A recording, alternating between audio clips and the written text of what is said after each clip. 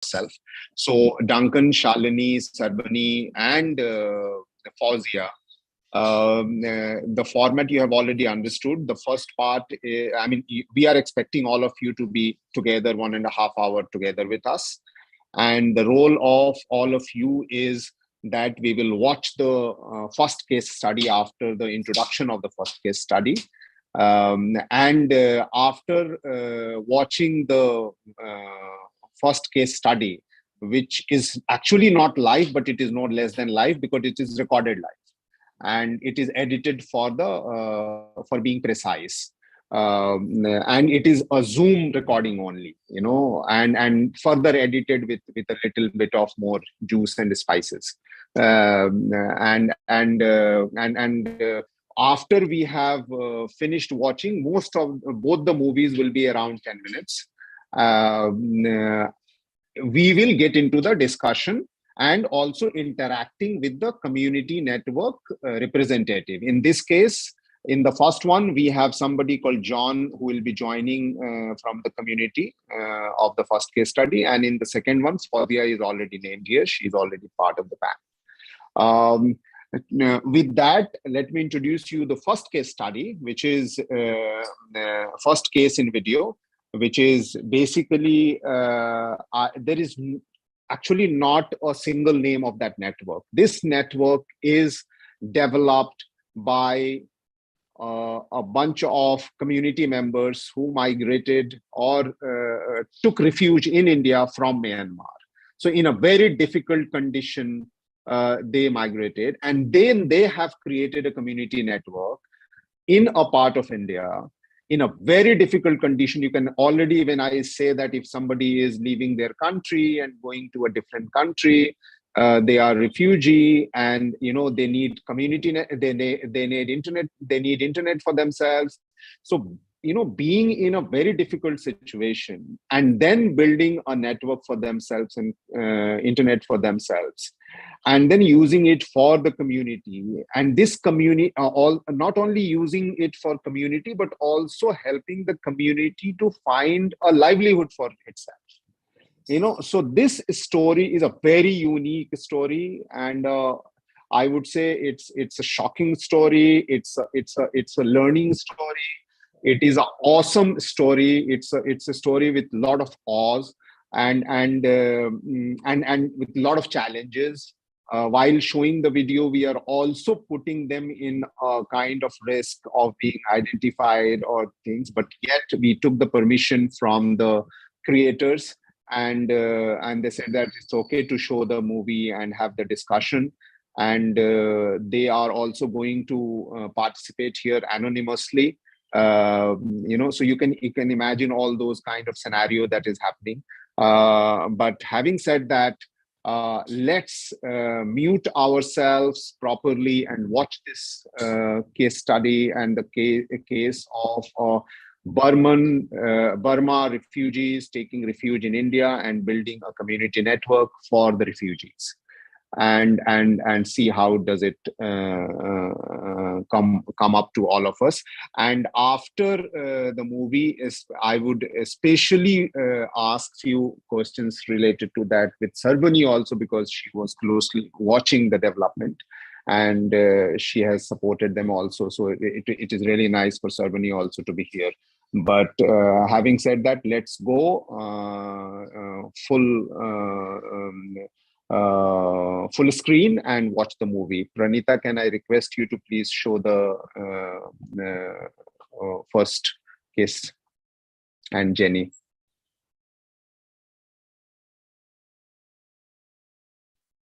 Welcome to CNX 2022, and this year the CNX 2022 is not a normal CNX 2022. In this year, we will be going through as many practitioners as possible. We will go to the ground and we will experience what's happening on the ground.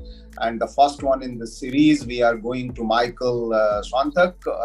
He is in a small village bordering Myanmar in Manipur, and he is going to talk to us and show us how quickly he put together a community network for the people who migrated, for the people who got into India, and they needed a lot of support in terms of internet connectivity and internet connectivity for everything else that they wanted. Thank you.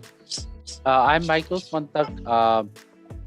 We start this ASOCOM. It stands for Alternative Solution for Rural Communities in Myanmar, especially in Chin State, that very close to India, since 2013.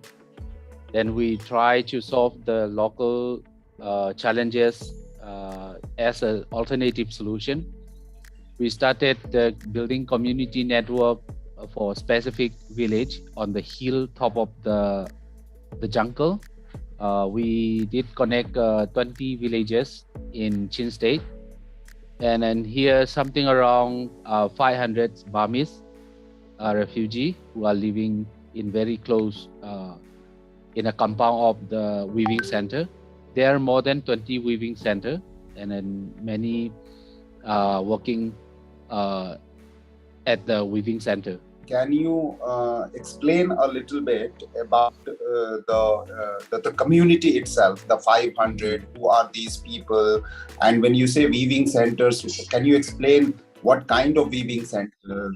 We are here something around 500 Burmese population, and most of them, their background is farming, working in the paddy farm and others farming. They could not live at their home village and work, so they have to leave the country, and then somehow they are good in learning weaving skill. Then when they arrive here, then teach each other, help each other, and they become the weaver. So the product of the weaving is mostly traditional dress for this indigenous community. Something like Zomi, Chin, Paite, Mizo, Kuki, Tado, and Naga dress they are making. So when you arrived here, did you find immediate support from the local community or the local government? When we arrived here, it is different political system then, and we don't know how to start the community network, how to get the internet connection, and then how to get the support from the local communities. That take almost 1 year to learn and then interact with the local community. What are the 3-4 very strong reason that you thought that you need to have a community network? If we have that decentralized or non-centralized communication system that built and owned by the community, then we can control totally, not to sell and not to use for any other purpose. That is the first thing that I feel that encouraged me to build the community network. And then second thing is that the content creation. User should not be only that the consumer, but yeah, in reality, in the internet realm, if you are not a customer, you are the product, right? So you are forced to buy a service, a product, everything from internet. If you are not buying, then you have to share, or you are become the product of the internet, because they are sucking information from you, your cookie, your history, everything you are thinking, doing, posting. Then why should not we also create the local content to international? The internet cover should not only be for the people who living in the city, because the indigenous culture, traditionals, and contents are very much richer in the remote and rural area in a village. So, and the village should have fast internet connection, affordable connection, quality connection. So that only can bring by the community network. So that two things is very much important for me. When you thought that you should have your own internet and your own community networks, how did you start building it? Because it requires some technical knowledge. How we start is we request the people to donate or to share the device or use computer they don't need anymore, and something like the like a Wi-Fi access point. There's a model chain, so people have old devices, so we request them to donate the old devices. Then we start with that, and later on, when the people see that that is working fine, that is the use of old computer, use computer, old devices can bring some new thing to the remote area, then many more people want to donate and participate. So to start doing something with the one we can accessible in a local, the more important thing is just to start. Yeah. So can you now show us the network and show us the community, how you have brought it, how you are distributing it, and how it is going into the community? And once you show, then we can have more questions to you. Yeah, sure. So that is the power system. We have a battery and an inverter.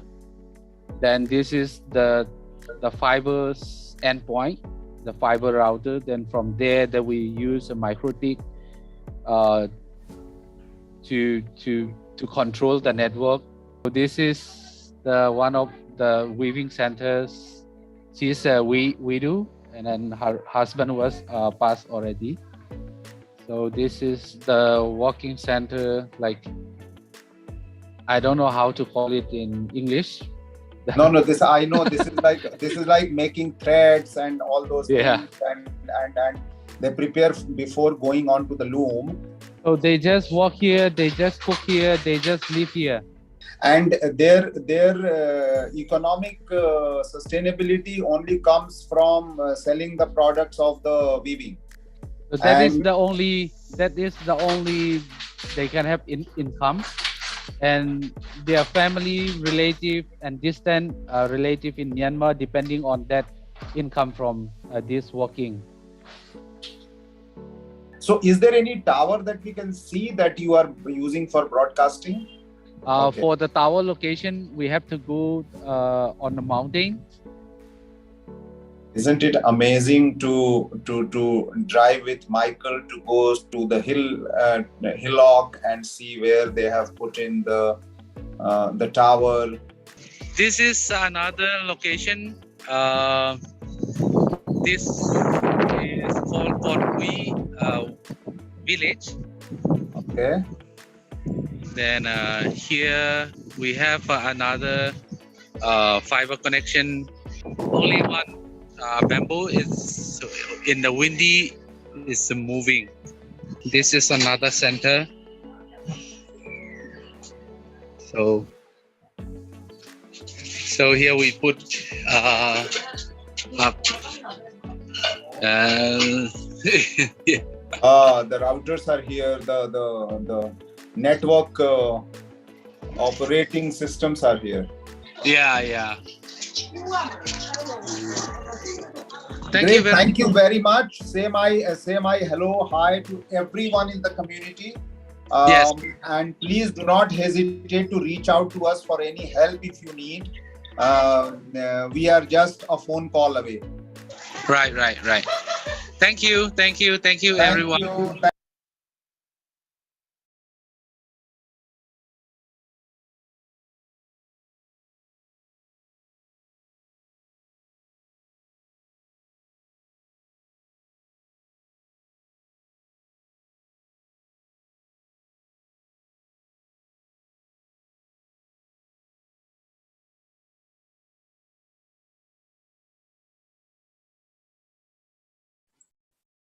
Yeah, thanks for unmuting me. It's something like you have a voice, you can't make yourself to reach people.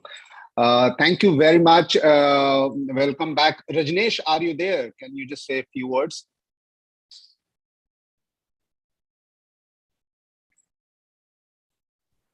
Yeah, hi everyone. Wonderful for us to be able to reimagine, I suppose you could say, CNX under the present circumstances. But as well, I think that was quite interesting, wasn't it? Where we could actually go into a location and see how it's been set up. I think in a lot of these events we have a lot of discussions and thoughts on how community networks can help. But when you actually see it yourself on how it works and operates, and you hear from the locals, I think that's the difference that it can make. And then obviously this year, what we're doing with CNX is doing these sort of exposés, if you will, like from the locations. I think about this 10, 12 locations we'll do between now and October. So I'm hoping people will be able to get a deeper feel, particularly those who perhaps haven't been out into some of these very rural locations or remote locations, and would, or perhaps you are doing it in your own locality, but you want to know how others are doing it. I think there will be a lot of similarities, obviously, but the challenges that exist sometimes are common. But I think some of the solutions are perhaps innovative as well in some respects. So that is good, and I look forward to the next one. Thanks, Osama. Back to you. Yeah. So Raj, did you watch the movie? I caught just a bit of it because I had another commitment which I had to complete. Yeah, so I watched the back half of it. Three-quarters of it. Put it that way. Yeah. Okay, great. So Duncan, what do you think? I mean, what's your first reaction looking at this interaction, looking at the video, looking at this challenging situation, and so on and so forth?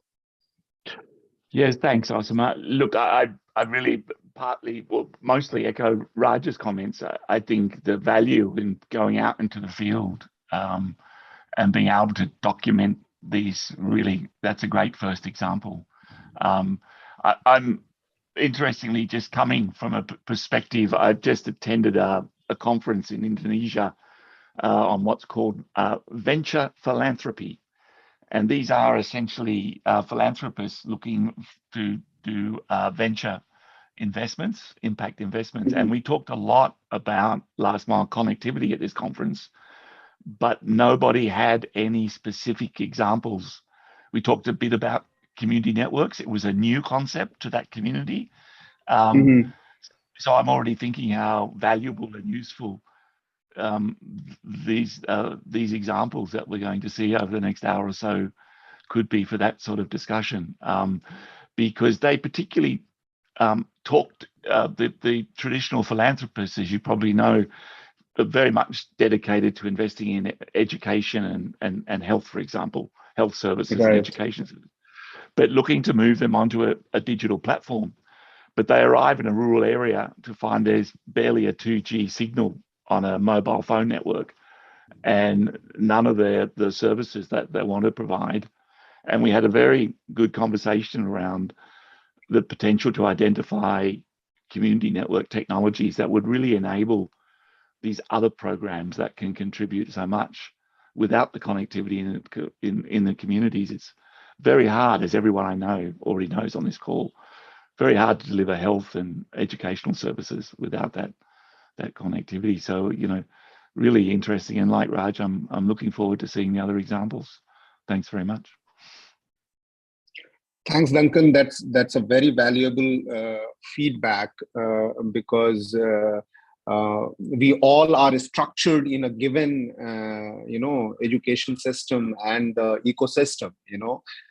Even though we have money and investment, we don't even know in a out of the box ideas how to invest in that, and so on and so forth. So there is a lot that we need to do in terms of bringing those awareness and bringing those ideas into their light. Sarbani, what do you think? And I'm sure you are closely watching their development, but looking at this video, I'm sure you may have few comments. You are on mute, I guess, or we can't hear you. Can you hear me now? Yes. Yeah. Hello, everyone. So Michael's case study that you showed just now is a story of determination, is what I would like to say. He has been trying, and trying. And it is not that he has never faced any challenges, but he is still facing challenges. First, connectivity.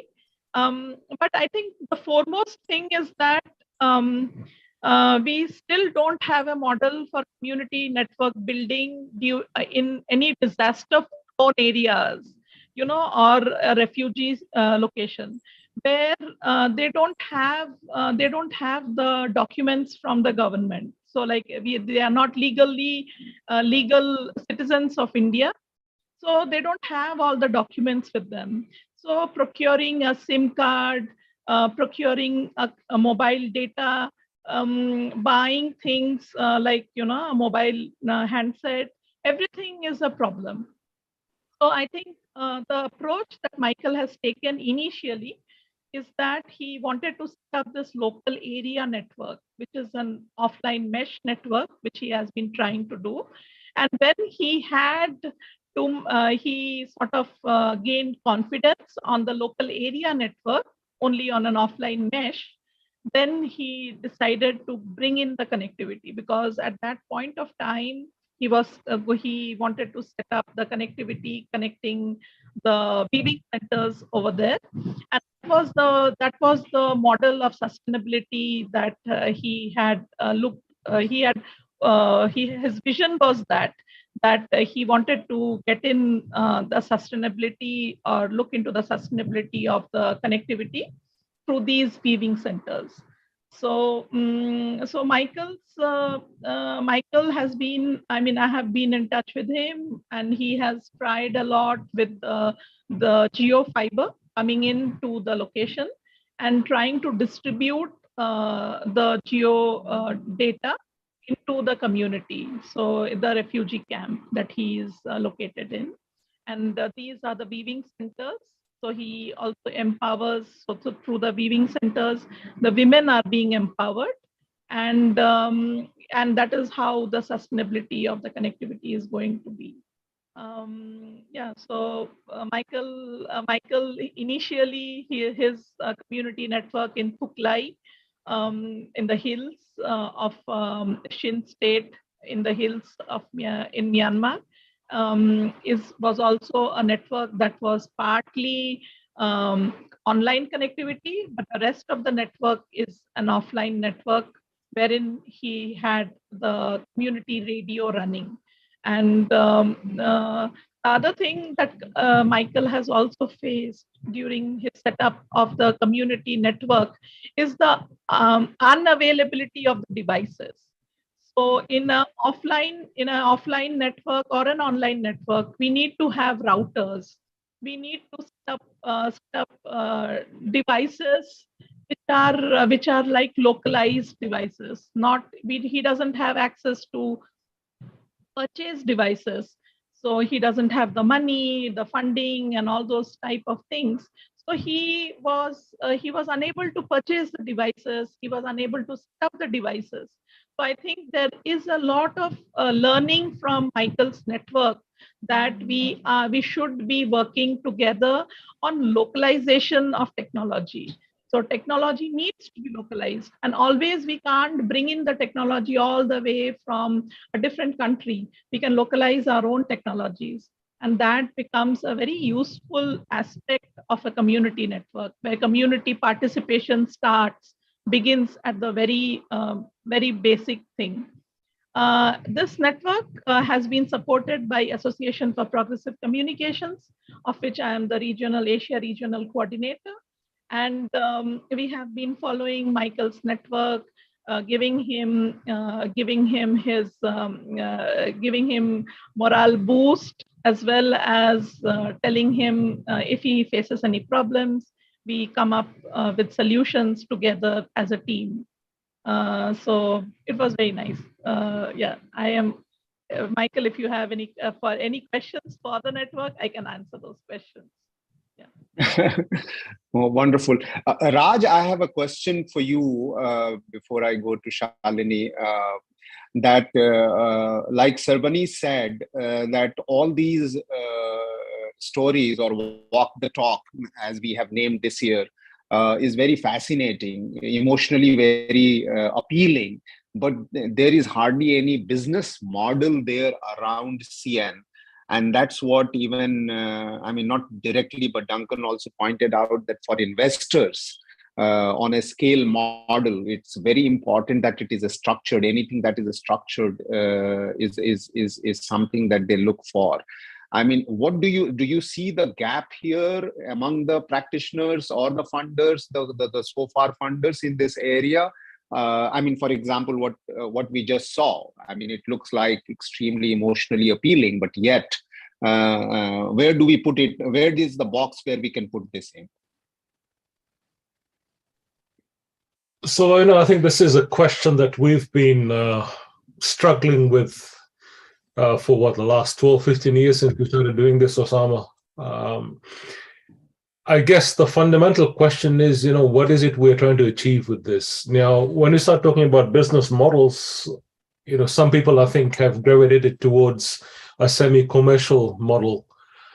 But fundamentally, I think this work, at least how I envisaged it when I started it off 12, 15 years ago, or 13 years ago now, was that it was really an interim measure to be able to provide connectivity to people who were underserved or unserved, in the hope that, over the course of the next several years or a decade, infrastructure would improve and it would reach these places.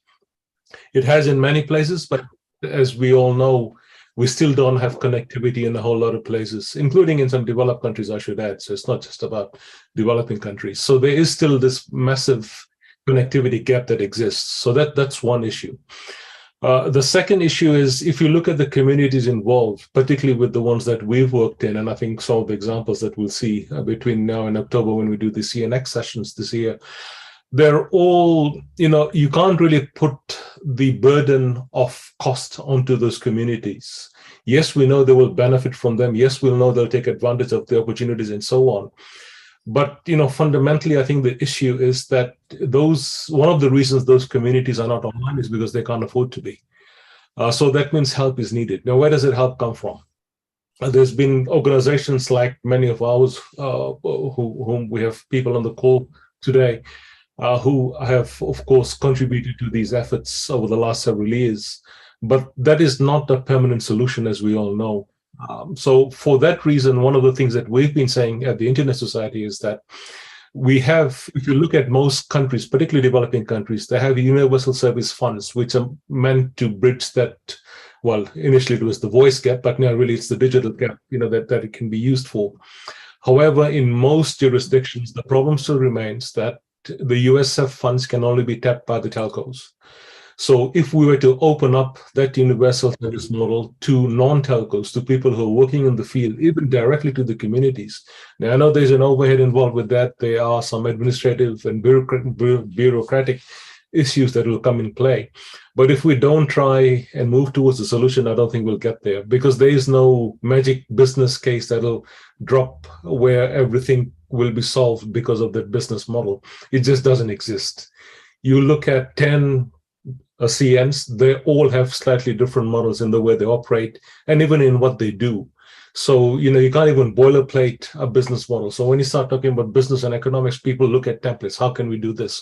Is there a template for that? There is no template. You have to fine tune, you have to tweak, you have to look at the local context. So that's why I think this USF funds that exist, or USO funds, depending on what term is used by the particular country, I think there's a solid opportunity there to be able to try and benefit from that directly for these communities. The other thing is, some countries, particularly in Asia Pacific, but I think also as well in other regions, they also have rural development or regional development funds. We did a very quick survey of some countries in this region, and what we found was that very few of them actually have connectivity. They talk about connectivity, but they don't actually prioritize it. So even looking at those sort of policy measures where we could look at regional and rural development funds and see how we could tap into that in conjunction with USO, USF funds, I think there's some interesting possibilities there. So a bit of a ramble, Osama, in response to your question, but take what you can get out of it. But, just a whole bunch of thoughts I have on this. No, thank you. Shalini, you have been working for a very long time. You are an engineer. You also live in a village. You have built your own network, which we are going to show in the next few episodes. But here, when you are, I have visited you. I know in what conditions you all live there in the village in Tumkur. But tell me, you have been working very long in this area. What challenge do you see? Looking at this from from the refugees who have created a network in Manipur. What do you really see that? How do we really work to make it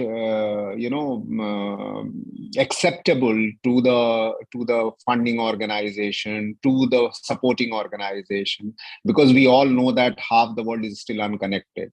So telcos are not going to go to villages in any case, because they work on ARPU, they work on ROI, and the ROI doesn't come the way it comes from the populated areas. Yeah, thank you, everyone. Thank you, Asama. So I can relate what from the video, how the Michael is working. The offline mesh, like we have been working on it for a very long, and we are trying to, I mean, it is a bit challenge, like,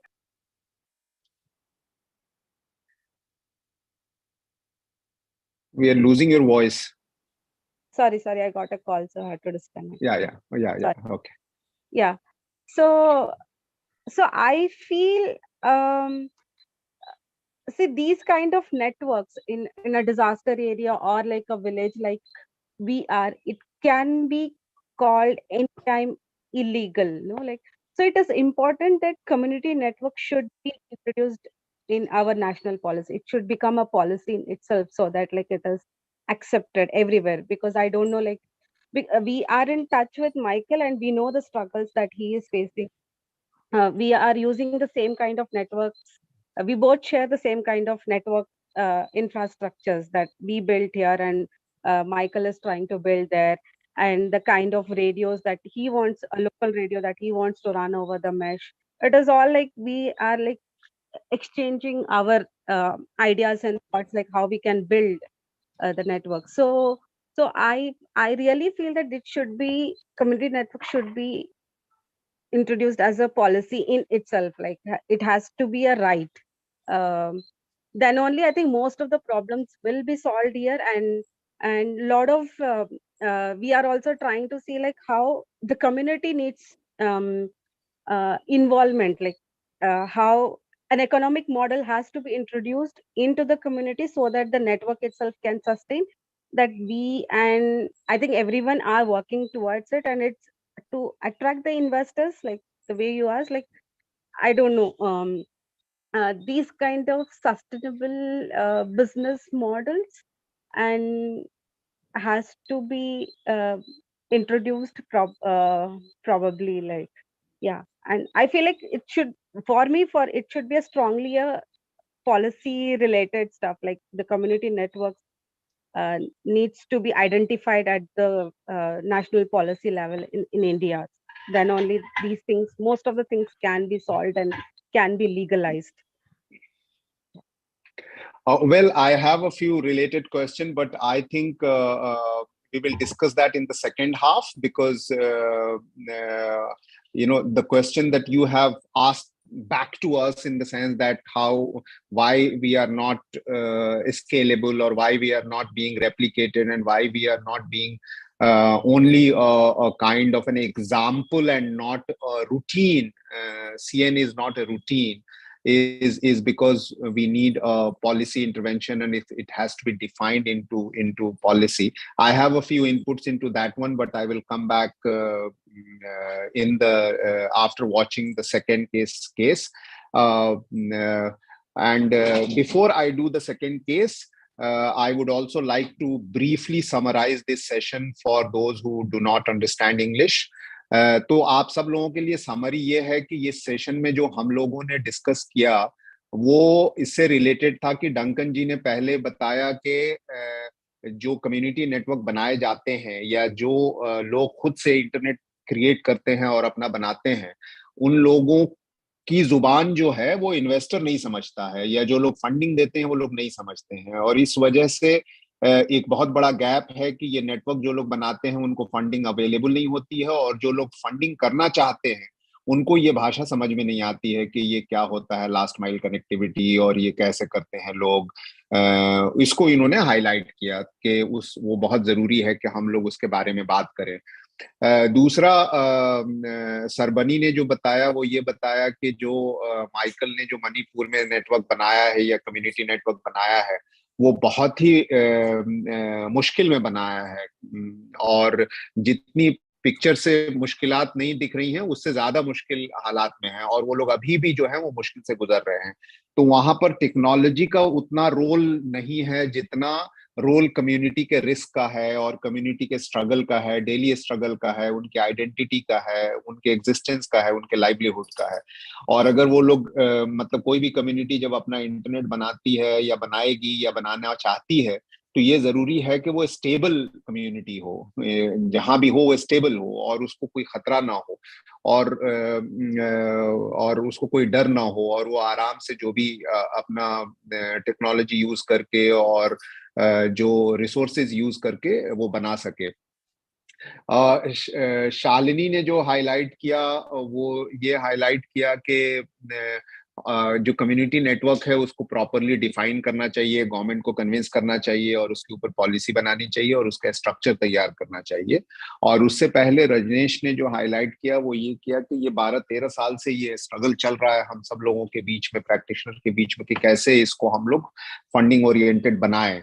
और ये struggle जो है वो बहुत हद तक हम लोगों ने रिलेट किया है यूएसओ फंड से। यूनिवर्सल सर्विस एप्लीकेशन फंड एक होता है जिसमें टेलीकॉम कंपनी टैक्सेस देती हैं और उसको शेयर करती हैं मिनिस्ट्री ऑफ टेलीकॉम के साथ, और उसको एक अलग फंड में रखा जाता है जिस फंड को यूज किया जाता है रूरल कनेक्टिविटी के लिए। लेकिन वो पैसा वापस टेलीकॉम को ही दिया जाता है कि वो रूरल कनेक्टिविटी करे, बाहर वालों को नहीं दिया जाता है।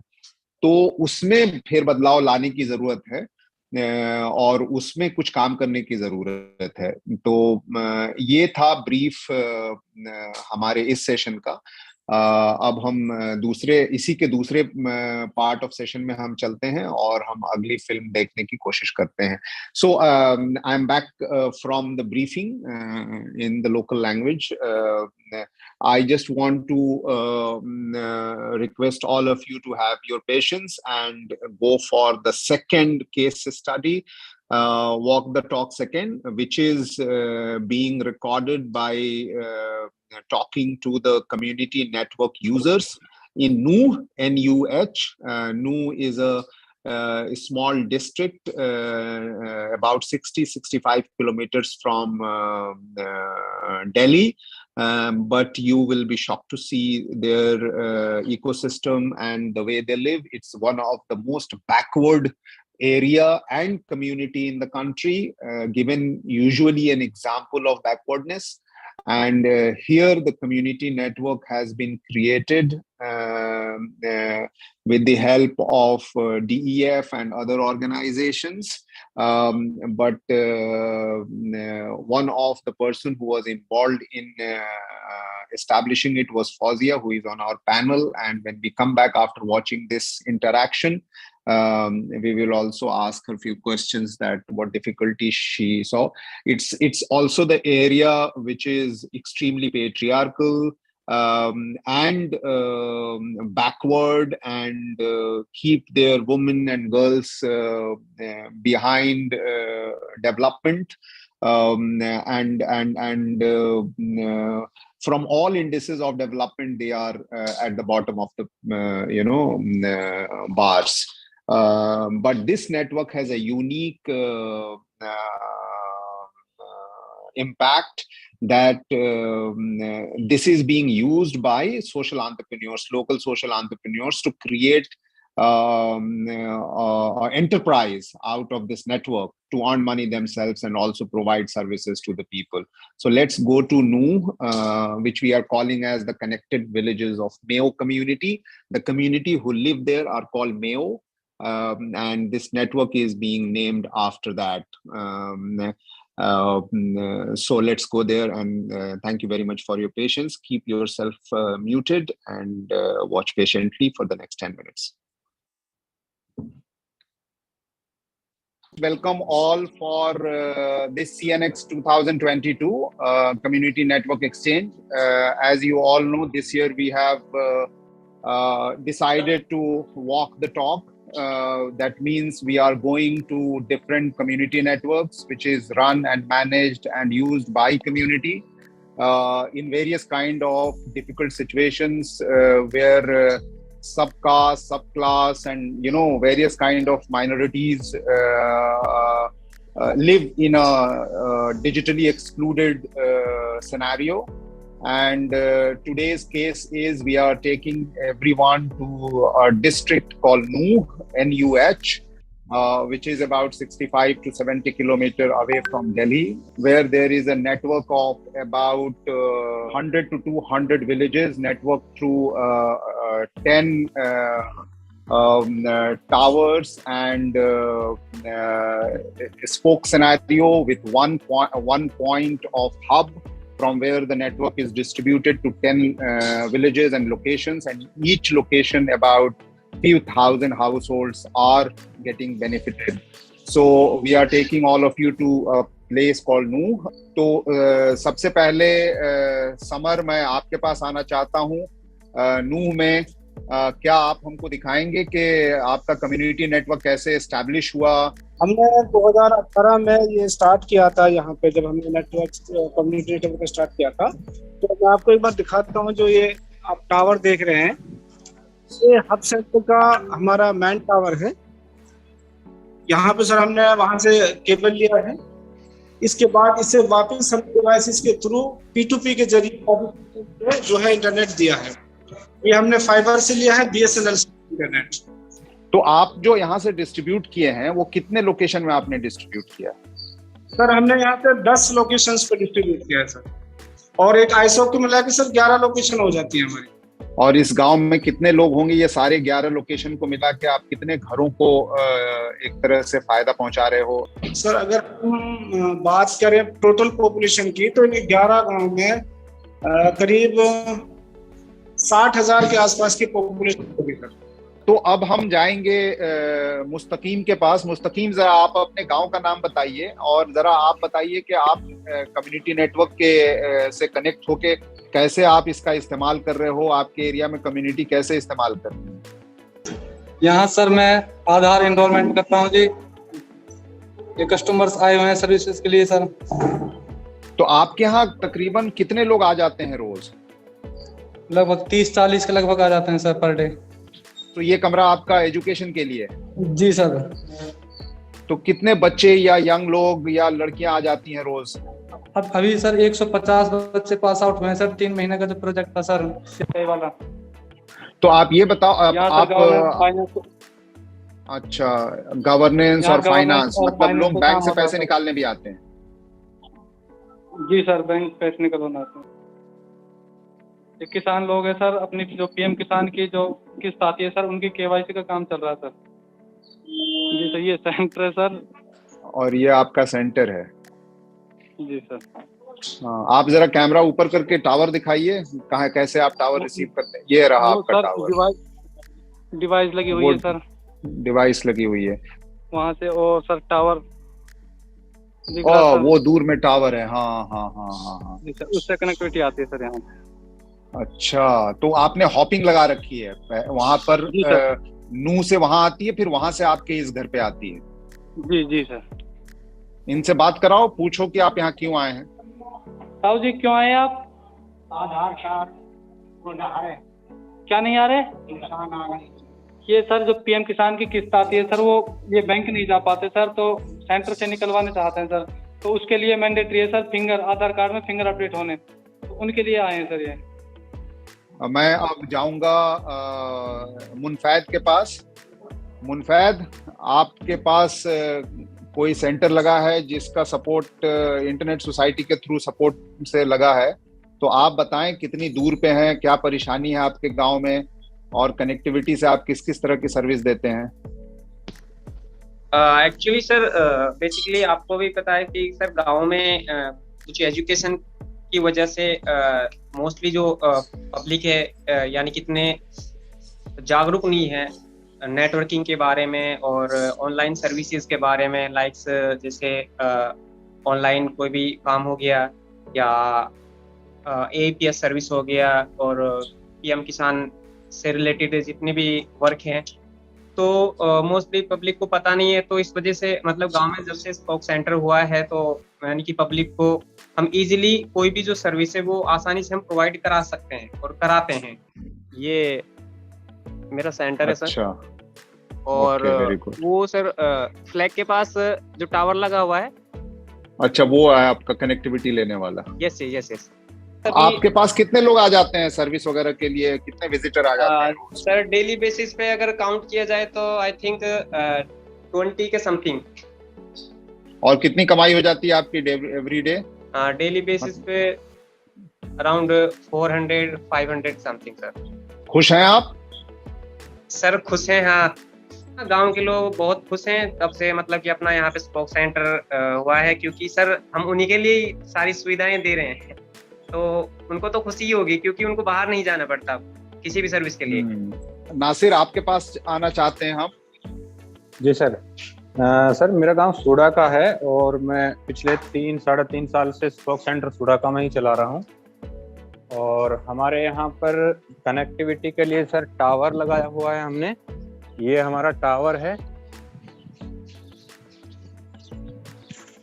और इसी के साथ हमने सेंटर सेटअप किया हुआ है। यहाँ पे हमारा स्मार्ट बोर्ड का बोर्ड लगा हुआ है और ये मेरा सेंटर है जहाँ पे एसबीआई ग्राहक सेवा केंद्र का बोर्ड भी हमने लगाया हुआ है, क्योंकि मैं बैंक के साथ भी काम करता हूँ एज ए बैंक कोरेस्पोंडेंट। और ये मेरा सेंटर है। यहाँ पे ये हमारा सर्विस चार्ट लगाया हुआ है हमने और ये मेरा इंटरनेट सेटअप है जो टावर से कनेक्ट होके सीधा हमने यहाँ पे एक डिवाइस लगाया हुआ है, तो यहाँ से हम कनेक्टिविटी लेते हैं।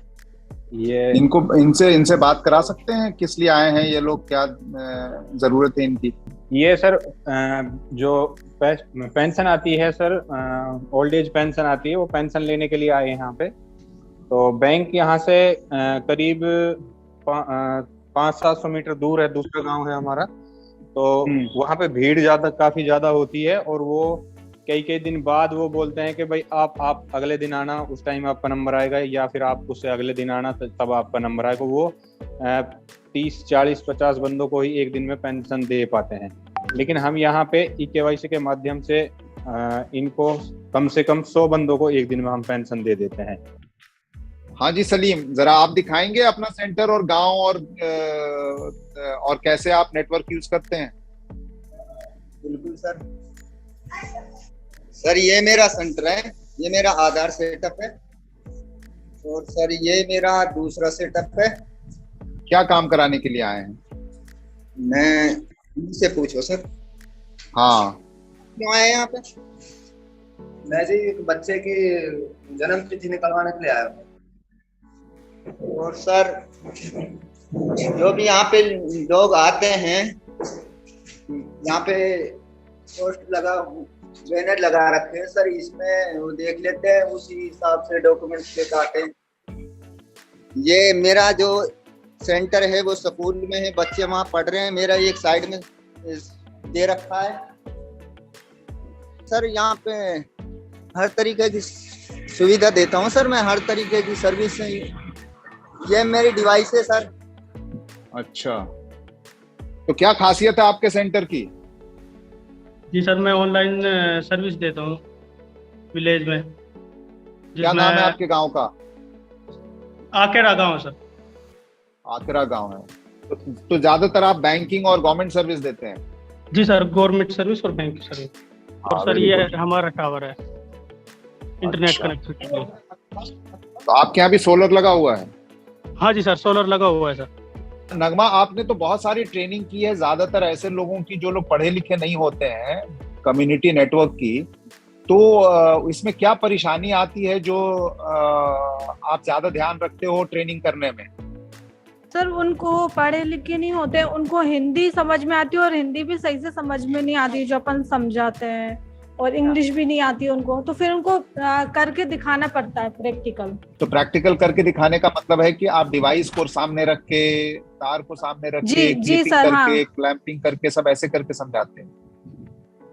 हाँ, ऐसे करके समझाना पड़ता है उनको।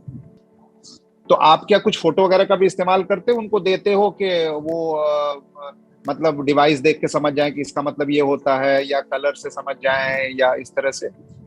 सर हाँ, फोटो खींच के, उनको फोटो क्लिक करके, जैसे अब दूर है उनको समझ में नहीं आ रहा है तो फोटो खींच करके, या फिर उनको कोई प्रॉब्लम हो रही है तो वो वहां से फोटो खींच करके समझा देते हैं, बता देते कि मतलब यहाँ प्रॉब्लम आ रही है।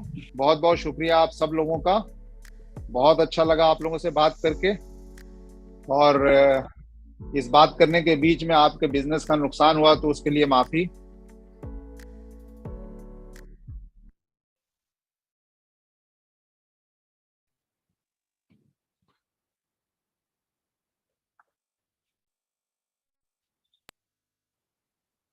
So thank you very much. Welcome back. So I just wanted to add a couple of lines that this network, as you could see, is more well supported, and it's also built in a hub and spoke model, and yet it is mostly used for public services which are necessary for the people, for which they go far away. But because of this network and facility and the entrepreneurs who are using the network, most of the digitally based services are available to the people on their doorsteps. I would like the panel to have their first reaction onto this one, and then one by one. We'll start from Duncan. Thanks, Omar. Yeah, look, I agree completely. That was very interesting because you start to see the uses and the services that grow naturally out of the development of the infrastructure and the connectivity, particularly the accessing of government services, which goes back to the point I made for the first network, or my initial comments around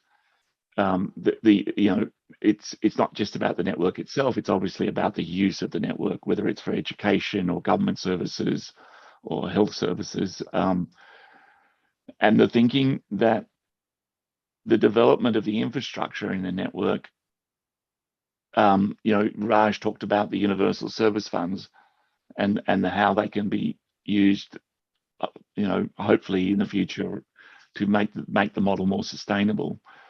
But whether as these examples continue to develop and mature, the services themselves can be used to make the network's development more sustainable. I understand it's a sort of still very much an area under development and under thinking, and it's around the technology as well. But again, back to Raj's point around thinking of these sort of networks as an interim step, because over a period of time, particularly if the government is to ensure the delivering of those services to its citizens, they want to ensure that the connectivity is there. So to think about these networks not as a permanent solution, but over a period of 4 or 5 years, as national efforts move ahead to provide more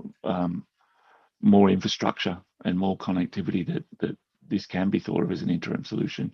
But a really interesting example because of the uses. Thanks, Osama. So Duncan, I have a very related question based on what Raj said earlier, and also what Shalini said earlier, and what you said, that the investing community, the people who would very much like to invest in this area, have no clue about this. Do you suggest that people like us who are working in this sector to come out with some kind of a structured definition of community network or the internet connectivity for the poor, kind of a framework, and how does it work, and will that help the investing community? I think definitely. It obviously, the first thing I'd have to say, looking across the whole region, not just India, every country is unique in its infrastructure and its regulatory environment and all those sort of things. So what you develop for India won't necessarily be applicable for other countries. But I think that would be very useful. I'm aware of only one, you can call it like an impact investment fund, that looks at this. But even they don't think in terms of the two communities that you've just shown. They really are still focused on a sustainable business model, in terms of that they're not looking to make money or get a return on their investment, but they do want to invest in a network. In fact, they don't think of community networks. They call it, in their thinking, it's an ISP, an internet service provider, but it is essentially a community network. But they don't want to invest in something that, once they step away with their funding after 3 or 4 years, the cost of the network cannot be provided through a mechanism.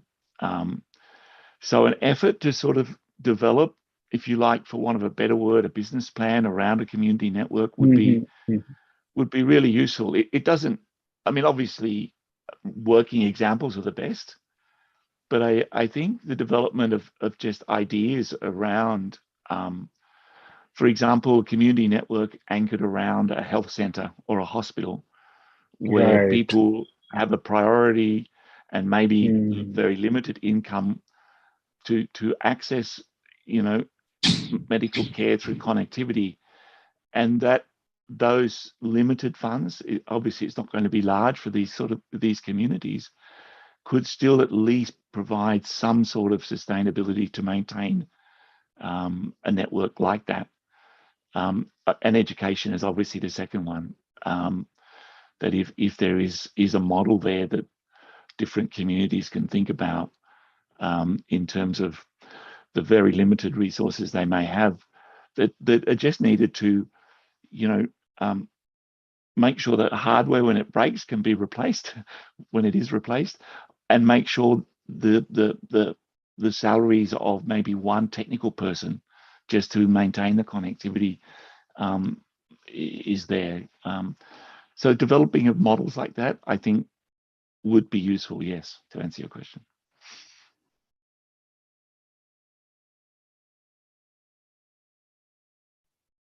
You're on mute. Yeah, sorry. I'm saying that that approach is certainly very interesting, because not to concentrate on the concept of networking, but to concentrate on the concept of usage, or the sector, or the service sector. So like the way today's telecom, it doesn't matter who is connecting me, it's a matter of how do you price, how do you, whether it is bundled with your mobile or 3G or 4G or whatever, or the bandwidth. So it's the final impact-based delivery that matters, and not really the infrastructural challenges that matters. The community networks has to be progressed to create a situation that we are asking for investment or something to serve so many people in the health sector, so many people into service sector, so many people into something else. And that service model has to be created based on the technological challenges that the CN puts in or finds solution of. Thank you very much for that indication. Sarbani, you have done a visit to this area where this network is working, and you have seen closely, and I also remember you were actually looking for how does it impact women, and you know that this place, this area has a serious challenge of gender inclusion and all that, and we have been facing a lot. I will come to Fawzia after you, because she was the one, being a woman, she helped in building the network. But since you visited this place, what's your observation looking at what you saw in the video, and of course you have seen in real life as well? Yeah, you need to, you're not audible.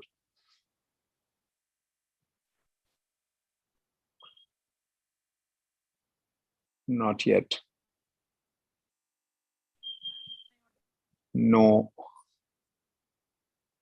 Am I audible now? Yes. Okay. I should tell you that the new case study just that was telecast just now was, I think it is a very nice example of how we can reuse infrastructure for community networks. And that is, I think, one of the very crucial things of community networks, that we share infrastructure and we reuse infrastructure. So nothing is like, we don't try to build up everything by ourselves. So here in this network, the fiber point of connectivity is enabled by the Bharat Broadband Nigam Limited, the BBNL optical fiber network. So this is a very good example to be shown to the government from the policy perspective, that in locations where the fiber point of presence is enabled by the government of India through the USOF funding, how that can be enabled, how that can be used or utilized by communities in the last mile for enabling it to the different villages. So because that is where the government of India has taken the fiber up to, that is the Gram Panchayat or the village council office. After that, what? So this is a very good example, I would say. And the other thing that this case study depicts is the meaningfulness of connectivity, in the sense that we are just not enabling connectivity for the sake of enabling connectivity, but a connectivity that has meaning in people's lives. And here I was also, I was there personally in this network, and I also interacted with the women in the network. So the women, how do they use the connectivity for doing various training. So trainings are organized by the women themselves for the women in the community. And that is how, that's also a way of, that's a complete, that adds meaning to the connectivity, which is very crucial in today's time. So, and of course, the other thing is that connectivity based on needs. So, connectivity based on needs is like, the people of that community or the location where the fiber point of presence is there at the village council office or the Gram Panchayat. That is the location where people are coming and they are utilizing the banking correspondent, and the digital correspondent uses that connectivity for enabling the banking services and the other e-governance services to the people. So that is how, so this is a very good example to be shown to it can be shown to the government, that how we can reuse infrastructure, we can utilize the infrastructure for meaningfulness of connectivity. Yeah, I mean, this network certainly gives at least 5 major area of delivery of services. One is financial services, the second is educational services, the third is government services, the fourth is health services, and the fifth is purely livelihood and entrepreneur services. So it is certainly directly related to using the network for what Duncan earlier said, is that let's say community network for health or something like that. So this certainly, because in this video it's not shown, but there is an example of using video conferencing to consult doctors. They regularly do that with Doc Online and things like that. And yet the network is also managed by the local engineers and all that. I would like to invite Fauzia, if she is there. Fauzia, can you share the challenge of building this network and creating local manpower or womanpower to manage it? Hello. Yes, you are audible, okay. But we can't see you.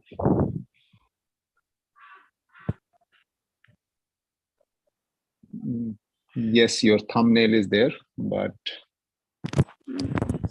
so Fauzia is apparently in some village. But yeah, I mean, since you were part of building the network, can you show some typical challenges which is always there in a typical village-based network?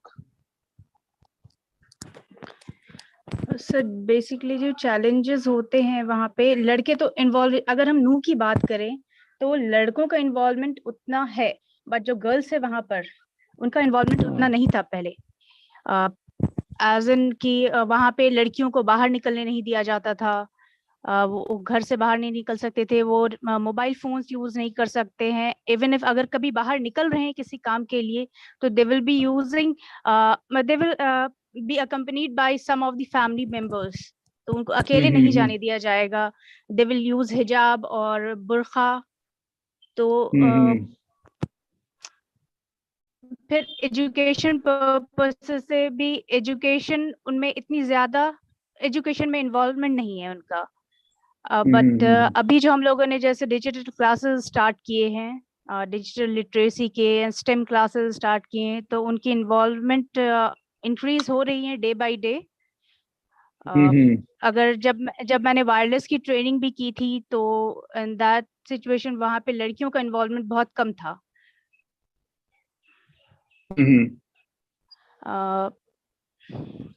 So for the rest of the people who do not understand what was speaking in Hindi, is that this new area is very difficult for the participation of women, and there was a lot of difficulty in the beginning. But gradually, what has happened is that the center has started STEM classes, which is made in a makerspace kind of environment, because of which the women and girls children have started participating much more openly, which is creating a little bit of change.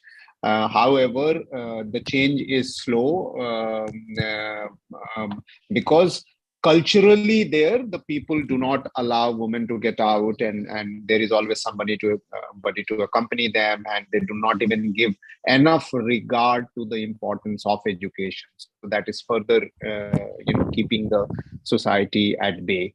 Rajneesh, I know that ISOC has participated in supporting some of the centers related to this area, and ISOC has always maintained that women participation should be maximum. And I know that in the last few support, ISOC has made sure that women entrepreneurs should be participated and trained. What is the ISOC's learning from this one in terms of going forward, considering that community network is continuing to be one of the focus area of ISOC? So I think, as you indicated, Osama, we've expended a whole lot of efforts into trying to ensure that there's more gender equality when we do deploy these community networks. And I think that's been a problem not just here in this region, but elsewhere as well. The issue, as you also have already pointed out, largely stems from cultural and patriarchal societies, which have a different way of thinking on a lot of things.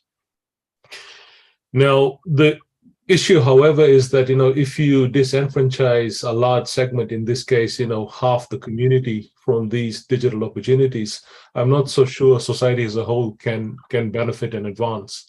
So that's where I think a bit more effort has to be put into local awareness raising, local engaging with the local community. While we say that there have been instances where let's say females are not allowed to do this or that related to the community networks, there have also been other instances where we've been able to talk to village elders, to the local community, and get them behind the whole process itself. And I think that's what the key learning is. If we, as people not from that area or foreigners or whatever we may be, we parachute into a location and say this is how you should do things, some of it might filter through, some of it won't, because there will always be resistance based on whatever the local context and the local thinking is, right?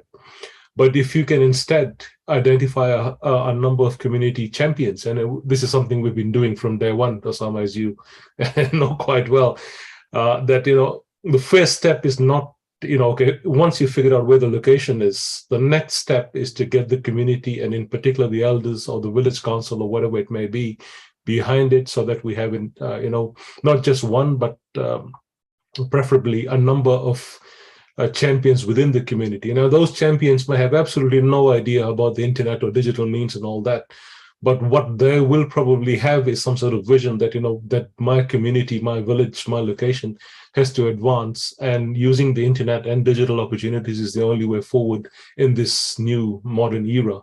So that I think is the key thing. However, I still feel sometimes, when I look at examples of community networks, deployments happening, and I read of the problems people are having, I am not convinced that everyone is actually taking those little baby steps right at the beginning of engaging with people in the community who can help you succeed. That I think is still a bit of a gap in some instances. So that I think is my key takeaway, that you got to have those internet community champions, and it's not necessarily the young people. What we're going to do is train the young people up, but it's usually, again, if we look at the traditional society values and customs and things they have, you need to get the elders in the community involved and get them to help drive the change. Back to you, sir. Thank you so much. We are very close to our first session, first session. But before that, I just wanted to have a last bit of linkages to what Shalini said about how do we create a policy in terms of making community network as an acceptable model. And I wanted to bring everybody's attention that recently in India, there is this new scheme that has come called PM Wani, which is basically the full form is Prime Minister's Wireless Area Network or something like that. But that actually individualizes or commercializes the ISP and de-license the ISP regime, because every person, anybody and everybody is legally entitled to buy connectivity and sell connectivity. So in that light, I was just thinking that we have seen community network is also very champion driven, like an NGO, like a social enterprise or something. Somebody is very interested in connecting the community. They do all kinds of frugal innovations, and they bring in a lot of challenges, a solution to the challenges, and create a network or something and involve the community and for the community. But we, most of the mover and shakers in this area has not been able to create an enterprise out of it, except perhaps one example of Rhizomatica, maybe, but not many. And that too, they have totally commercialized it as an ISP in Mexico. But what I am actually trying to bring in to Shalini and ask this question to Shalini as well as Sarbani is that don't you think that the community network can become a digital infrastructure or a network infrastructure for creating individual entrepreneurs, like Duncan said, is that linking to health services, linking to educational services, and that part can be created as a model, and community network actually can be treated as an infrastructure. So the question back to Shalini as well as Sarbani, and then after that we will close it.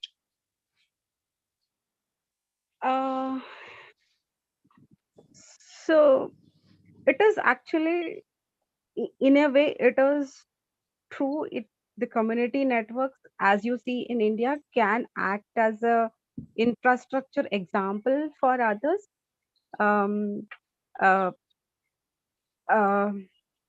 But like when I don't know, I was saying that the community networks needs to be in the policy structure in terms of like the Michael's example. It is very crucial because it's a disaster zone area where anytime it can be called as an illegal network. It can be brought down.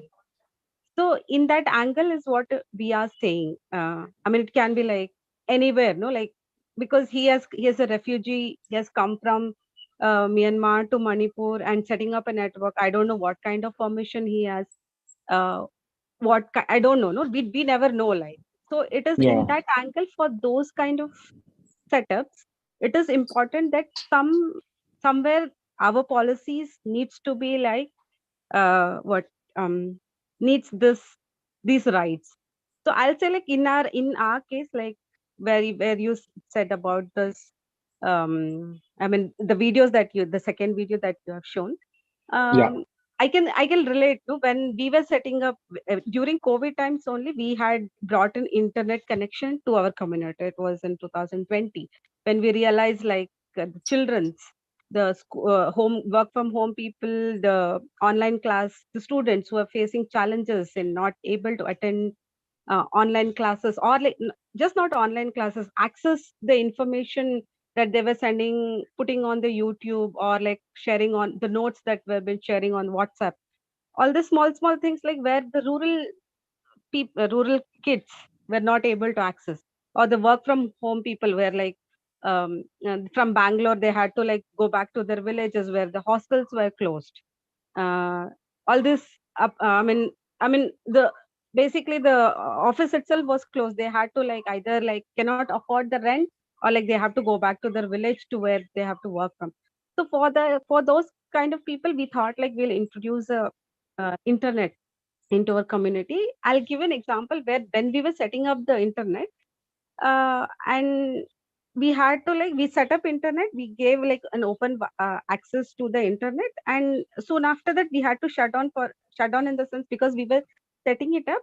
And then few people came running to us asking like, are you setting up the internet, can you give me access? We asked, who are you people, and why are you asking for this access to the internet? They told us we are the PDS distributions who distribute the local grains, the government distributed services, the public PDS system that in each villages that they distribute grains. You know? So they asked like we have to do Aadhaar authentication, and you have to, and we need internet for that to do this Aadhaar authentication. That's and right. we were shocked. I mean, you have been like asked to do this biometrics, and in a rural village, and you don't have from the government any internet basic. That's a Yes, basic yes. infrastructure, right? For you, for these kind of public services to run in a rural area, and and and the state has not thought about it. So that shocked us actually. Then we gave the service. That's another story, like So so these are the, I mean, I don't know, like basic things that the now PM Vani is there, but like the PM Vani also like it acts as a commercial services sometimes. Like I don't know, like in many No, of it our is. villages, It it is. is It not is. available at all for us to be used. So yeah, in a way, like yes, our community network model is acting as an infrastructure example for them, like where we are deploying जाके देख लो offline पहले. services and some of the online services that the uh, people want here. And for us, like we majorly seeing like the sustainability of network, how it can happen. For us, it's a major challenge. For us, like I think it is more for it is everywhere, I think, in wherever the community networks are running. And how, like Raj was saying, like how the youngsters inclusion along with the elders. So we are seeing like how women role, because here, like I'll give an example. Recently, this is the time where like the school admissions, college admissions are going on, and like here the income is very less. So when they think of like, okay, now I have to like get my child into this college, and they are asking such a such donation, I cannot afford it. So how do I pay? Like either I take a loan from all this MSC, the microfinances that are running here. So they have to take loan, but they don't know how to like give back the loan. So women has a challenge of like it's a compulsion for them. They have to at least earn something to run their daily life. Something, 100, So whatever basically, they you get. are trying to relate. Basically, you are trying to relate the need of the network directly to the essential services, Correct. and there is a lack of policy that can actually help these necessity to convert as a mechanism to earn money also, and to create a policy around it. So I No, totally there's agree with you, no, that's just because not the government policies. It is our local, what we run local services. Like you connect local vendors, like the barter systems. You do something, we give you something, because like how we see, like most of the people run their network by selling their vouchers. It is not just the voucher selling, you make money out of it. There are other things also that you can actually do. This local services, local connections that you can make, and like, and interconnect everything amongst themselves, and like try to like run within yourself. So that is where I am trying to point. Like policies are important for at a larger scale, but like somewhere when you see just local, like our villages here. So how No, I'm those actually trying to understand that how you are indicating the necessity of the network and the alternative way of networking, but also linking it to the essential services which has been made by policy by the government or local government, which makes you to go digital, but it is not available locally. For Duncan and Raj and other people, let me also tell you that recently government has decided in India, for those few million, about 150 million people or 300 million people who are entitled for minimum 100 days of labor work to earn money, is now subjected to mobile based, app based attendance system. Yeah. And almost none of them are having connectivity available to them in the site where they work. Neither do they have affordability to afford a mobile. And this is a typical app which you have to switch on. And now, so far, it is only working in English. So you can imagine that it directly relates to service also, that if somebody in the rural area where these people are working, if I am available with a network or a connectivity, and provide as an attendance making service for these people to come and use my mobile and pay me 1 rupee, a person for marking attendance, they will make a lot of money. And this is a serious example of digital road towards making people excluded, or exclusion. So this is a serious policy issue, but here also it actually highlights the necessity of community network or alternative network available in the areas where people have less affordability, or people have no affordability or no infrastructure, and telecom will never go there very soon, till the time it becomes typical return on investment sense. But great, thank you very much. Sarbani, do you want to say any last few words? Otherwise, I will go on doing the summarizing for the rest of the people and close the session. Yeah, so you can hear me? Yes. Yeah. I would like to just tell one thing, that I agree with what Shalini has mentioned, and she has rightly mentioned the actual challenges on the field. We actually don't get to see these challenges. It's only that we are away from these communities, and we really see these challenges. So there is a wide gap that the government initiatives and the actual difficulties or challenges that people face on the field or the locations, there is a wide gap between those two. And I think a policy on community networks, definition of community networks, will make it much more easier to bridge this gap between the government initiatives and our initiative to connect the unconnected. So that is from me. Thank you so much. So we are going to close this.